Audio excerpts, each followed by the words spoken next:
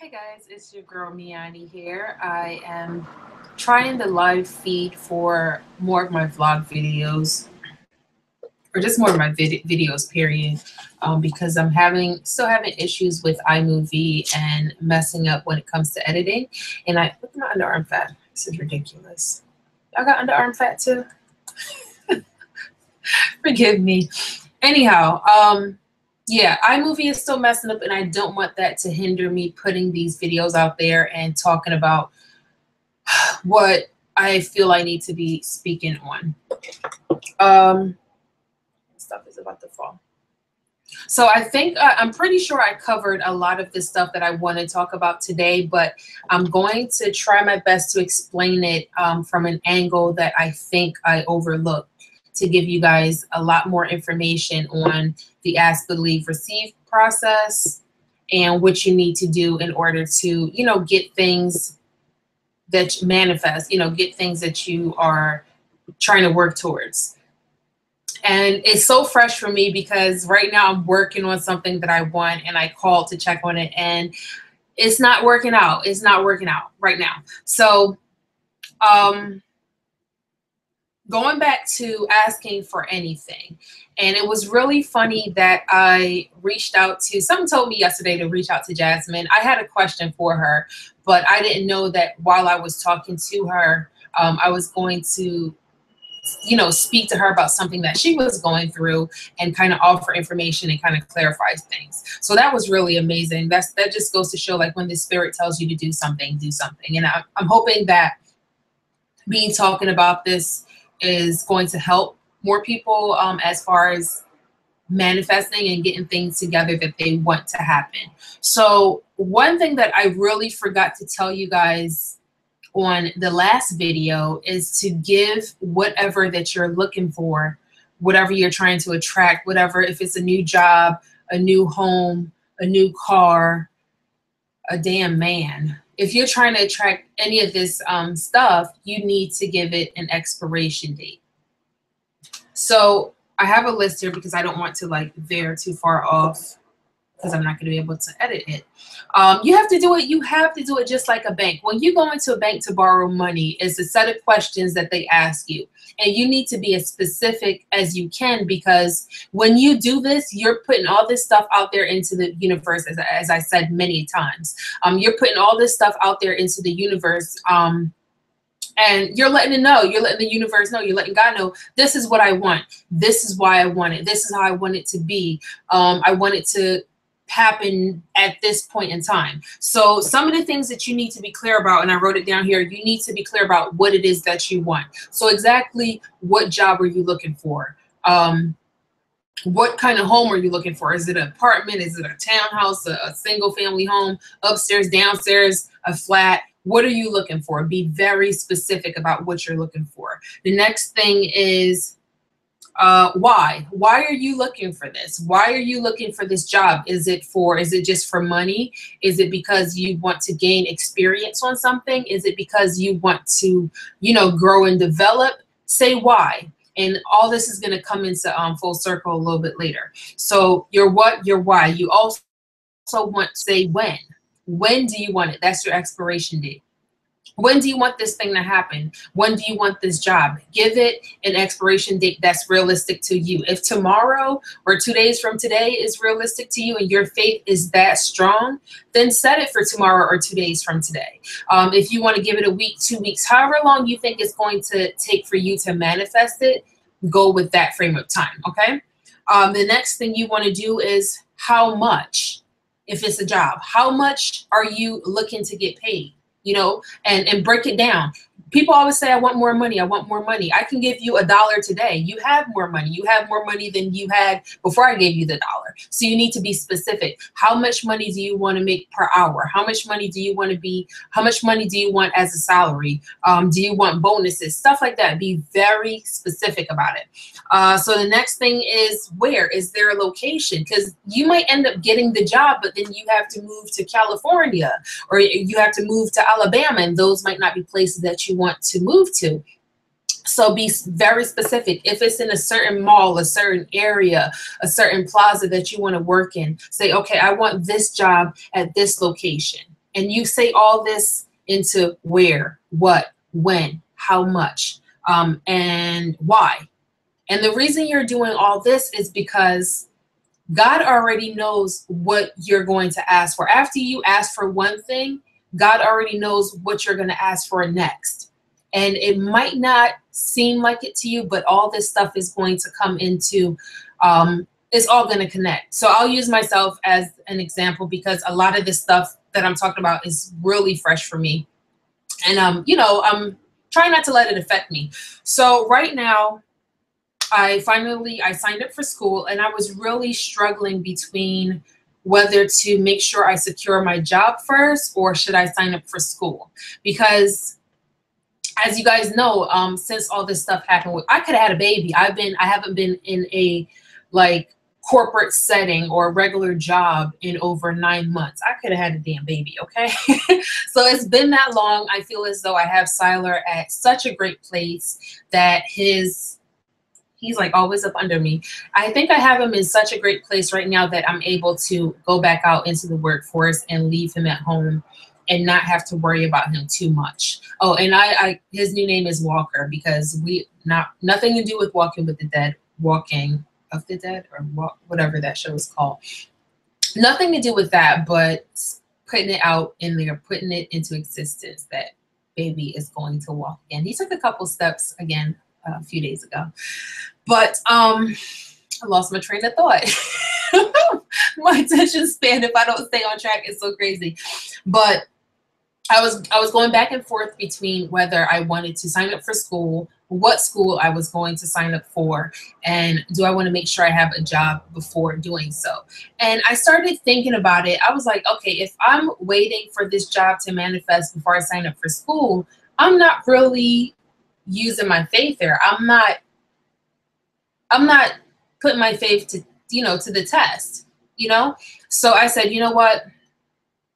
I need to just go ahead and sign up for school. I need to go ahead and sign up for school, and then the job stuff is going to come into play, because being at home all day dealing with him and then, going out and doing stuff, but not being in that school setting, it's possibly not going to put me in a situation where I'm attracting the job that I need. You get what I'm saying? Because right now, the job that I prefer, the job that I think will be best for me, is one that I would be working with animals, getting that hands-on experience, blah, blah, blah. So that's what I wanted. I applied for this one job at Banfield. Actually, two jobs. I applied for these two jobs at Banfield. One of them I knew I wasn't qualified for, but going off of the feedback I got from, people that I spoke to on Instagram, they were able to get into the field, but this was years ago before, they changed things up. So I applied just to, put my application in, got the denial letter, and I was kind of crushed. I really was. I was kind of crushed, but I started reading this book, The Aladdin Factor. I started reading this book, and it came right on time because it told me, let me make sure nobody is in here talking. I wasn't really expecting anyone to be in here. I see somebody came in. Okay, so I wasn't really expecting to get the job, but at the same time, I was crushed once I got the denial letter. And I'm saying that because it kind of affects you, but you also have to realize, okay, you didn't have the job before, you don't have the job now, so you really didn't lose or gain anything. And that's such an amazing way to look at it when you're trying to make yourself feel better about something. You can ask. You have to ask stuff. You have to put yourself out there. And if it doesn't work out, you didn't have it before, you don't have it now. You didn't gain, you didn't lose. So that's how I'm trying to look at that position. So that one position I applied to, didn't get it. I applied to another position that I knew I kind of didn't want, but it was a quick fix. Capital One at-home job. I know that I do not want to work from home because I can't stand being in the house anymore. I've been doing it for so long, quite some time. And also my neighbor downstairs, her dog barks like crazy, especially on Saturdays. So I know that wouldn't be an environment for me to, work from home. So I think that was also a sign. This was something that I was trying to work towards, but God is giving me little signs like, no, you're not you're not supposed to be working from home. That's not what I want you to do. So he put a stop to that really quick. I applied for it. So many freaking questions. I just started breezing through them. I was like, look, I'm getting tired. I'm just going to answer just about anything for these questions. I'm ready to go. Because the questions were so long, it was so many questions that it was running into like me getting ready to go to church. So I was like, I gotta go. So right after I finished it, got an email. Thank you very much for applying, but we gonna go with somebody else, boo-boo. So my feelings were kind of crushed about that as well. But how are you going to be crushed about something that, number one, you knew you didn't really want from the beginning?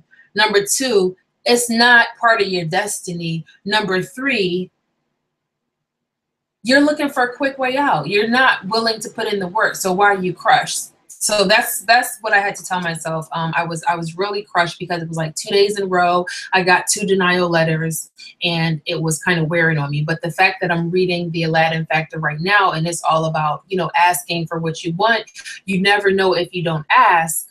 And how, you know, how to feel if you don't get something, and how to go about asking for things in a way to make it happen for you.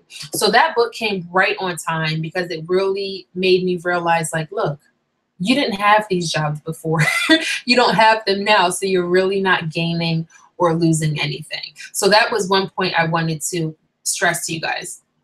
But when when you're clear about everything, and a lot of people might not think that they need to give it an expiration date, you might be, everything that you're asking for is possibly being aligned right now, you know, as you speak. The job that you're looking for, how much you're going to get paid, where you're going to work, all that is possibly going on and is coming into alignment. But the fact that you weren't specific about the time, it could be in your future. You didn't say, well, God, I need this job by the end of the month. I would love to have this job by the end of the month because this, and that.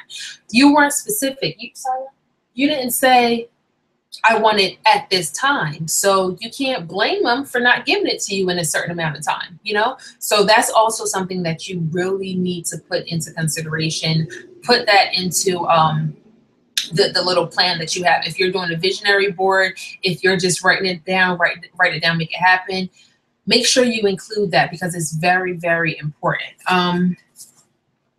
Another thing I wanted to touch was to kind of help you guys understand why it is sometimes that you don't get what you're looking for, why it didn't happen. And I'm going to kind of break it down in a retail situation because I thought about it this morning and it really made sense. So, okay, let's say you're going into a camera shop, a Best Buy, whatever. So you have this particular camera, you have this camera that you want in your head. You know how much you want to spend on it. You know what kind of camera you want. You know the brand, all that stuff. You know what you want it for. So all this stuff you're putting out there, okay? So you cover the brand, you cover why you want it. I want this Canon camera because I want to record on YouTube. I want it to be $800 because that's my budget. What else? I want it today. You're in the store, you want it today. So you go in, you find the associate, you give them all this information. Being that you gave them all this information, they can really take it in and see if what you are looking for, the product that you're looking for, if that's what you really need. So once you put all this information out there, God is going to assess, okay, this is all that you want. This is what you're telling me. You want this, you want that, you want this job because you have to, you want to promote your growth. You want to start now. You want to, what else? What else am I talking about here? You want to make this amount of money. You want to work at this location, blah, blah, blah. So once you feed him all this information, once you tell the person at Best Buy all this information, they know what you're looking for, but they might have a better suggestion. They might have something that works better for you. So when you are saying, okay, I want this job, and you have everything specific, but you don't get it, out there might be better for you because it's going to come into play with what else you're going to be looking for. And let's go back to myself. I am applying for school, I applied for school. I have about maybe $5,000 left in school fees that need to be covered. So that's something that I have to figure out what I'm going to do. Am I going to, you know, take out private loans? Am I going to try again to get the Pell Grant? Because evidently I made too much money last year to get a Pell Grant this year. That's neither here nor there. Am I going to just pay out of pocket as I go along? So that's something that I'm also working on. That's another thing that I have to face. Now, with that being said, everything that's happening with me right now in this apartment, I know that I want to move. And I'm saying that because Siler, we got rushed again by another pit bull a couple days ago. And I'll talk about that more in another video. But along with that, my sister is going to be moving to Tampa with the kids, and I'm so excited. I finally get to see my girls after about 3 years. So we're thinking about getting a place together. So that's going to help me a lot with, you know, seeing my family, saving me money that I can apply to something else. Also having Siler in a secure situation, having a house as opposed to an apartment complex, because these damn people around here, they just don't care. They walk these big dogs with no leashes, whole nother video. But being that, you know, I have this job thing going on and I have this school thing going on. I didn't get the job that I thought I wanted. I didn't get the house that I thought I wanted. But there's possibly something that's out there better for me. It might not be that house over there that I really, really, really wanted. And I just called and they told me, you know, it's rented already. It might not be that, but he might have something that's better for me. It might be a bigger place. It might be a safer location. It might be lower in cost, but he knows what I want. And on top of the job, not getting the job that I wanted, I might be able to work another place where I can actually get reimbursement, tuition reimbursement, and that'll take care of me not only having a job, but also taking care of my school. So do you guys see the connection I'm trying to make? When you are very specific about everything that you need, he might not give you exactly what you're looking for because he has something better, and it might satisfy something else that's going to come into play later. You understand? So he's kind of like putting both problems that you have, bringing it together and giving you one solution that is going to feed both problems. So I hope I'm making sense with this. It's just, you know, it's really amazing because it can really tug on your faith. It can really tug on your faith, and you need a good support system behind you, but you have to be very, very, very clear about what you're working on and what you need, what you're trying to attract. Man, yeah, I'm going through it right now. Emotionally, I'm going through it. But at the end of the day, you still have to be happy about what you have, because you can't get more of anything without being appreciative of what you have now. You know, you're not going to be attracting anything nice, anything good to you if you're not happy with your current situation. It might not be the place that you want to stay, but be thankful that that's where you are right now, and you know that you want to move on. Okay, I'm going to end this video here. I think I covered everything that I wanted to. I purposely didn't tell anyone about this because I didn't want to be sidetracked by any questions until I'm more comfortable with the layout. I'm not accustomed to doing outlines and, you know, saying this is what I want to talk about, whatever. So maybe next time I'll let you guys know when I'm going to do a live vlog, and I'll be able to have you ask questions and I'll be able to answer them for you. So for now, if you guys have any questions, definitely leave them down below. I hope this was helpful. I hope I was able to break that down for you. Yeah, that's about it. You know what? Since this is just a live thing anyway, I'll just go ahead and tell you guys what happened to Siler and why I'm looking for yet another place. You guys are probably like, girl, you always moving by. So I'm walking Siler, probably, yeah, like a week and a half ago, I'm walking Siler. And since I've been on this apartment, on this, you know, these premises, I had a situation where a dog, you know, he came up to, he wasn't on his leash. I'm walking him. I saw something in the bushes. This lady was in front of me sitting down. You guys probably remember this story. She was on her cell phone And I saw something in the bushes, realized it was a dog. It was like a husky. So I scooped Siler up. He's in my arms. He's in his wheelchair. So I'm able to, hold him and not have to worry about him squirming too much. But he's in my arms. The lady realized like her dog is coming towards us. Never once did she decide to get off her phone and wrangle up her dog so that I can, get away from what was going on. The whole time she's on her phone, she's fumbling, she's trying to get her dog. Like, to me, that's just disrespectful. Like, come on, you see your dog jumping at me, and it's not like I have a regular dog. I have a dog that's in a freaking wheelchair, so you should be able to understand what's going on. Be sensitive to the matter. So I reported that to the office. Don't know what they did, because since then I've seen the lady with the dog off the leash again. I saw her one day when I was walking. Can't remember if I had Siler with me, but she was walking across the street to her car. She had stuff in her hand, and here comes her dog, her husky dog, off the leash. I guess that was easier and convenient for her, walking across the street following her. So that happened. This was like months ago. And then because of that, I don't walk around the dock in my area anymore. Siler loves walking around there, but I try to stay away because it's evident that she feels comfortable not having her dog on the leash.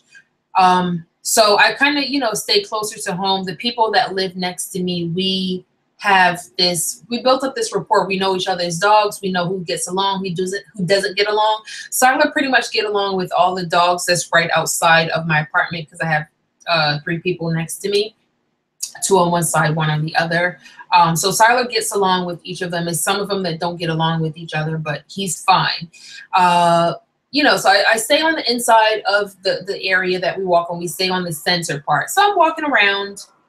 I stay away from the pond, from the docks, and I hear this noise behind me, right? Something told me turn around.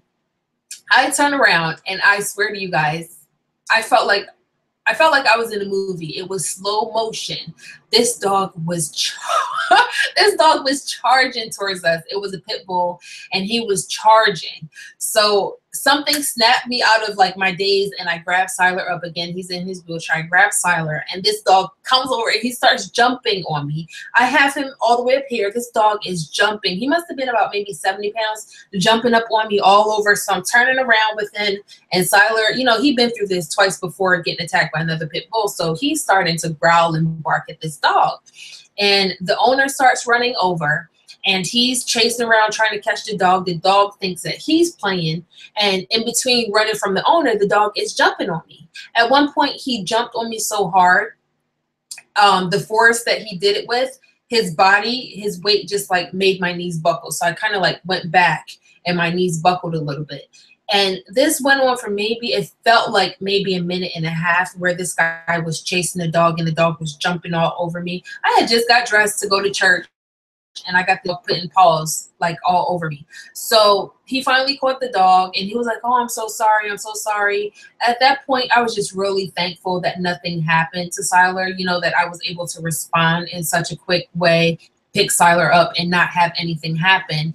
But when I got home, I was literally like, my body was sweaty because I was so nervous. My hand was shaking, and I was so nervous.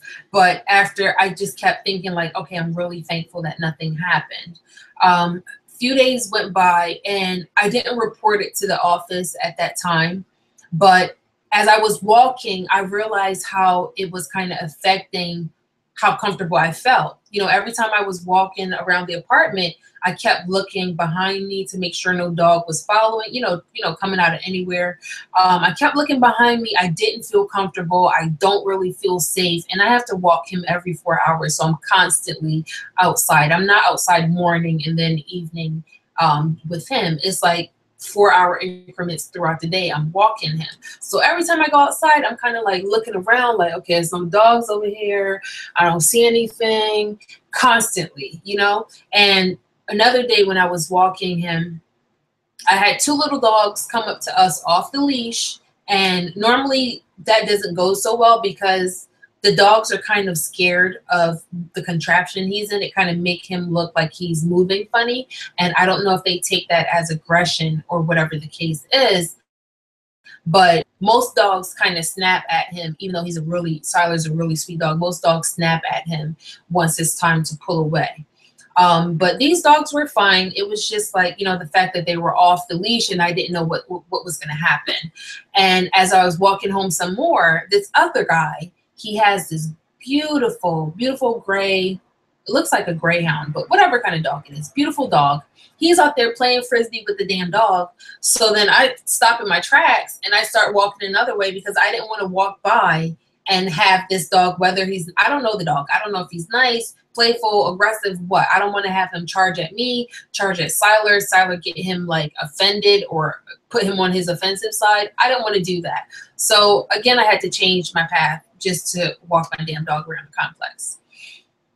It's just too much. It's too much. I've spoken to the leasing office about it since then, and the lady I spoke to, she just seems like nonchalant, like, okay, I'm going to talk to these people and blah, blah, blah. No, I need you to talk to the entire damn complex, because it shouldn't be a situation where I have to come in here every time something happened to talk to you about it and let you know who's not walking their dog on the leash. Why not be proactive in the situation, make it easier on yourself, and address the matter with everyone on the premises? Send out an email, send out a flyer. When it's time to pay rent and you guys mess up and we have to give you more money, I don't see a problem with you guys walking around and putting little letters in everybody's door. I don't see a problem with you guys doing that. So why can't you do it when it comes to somebody's safety, you know?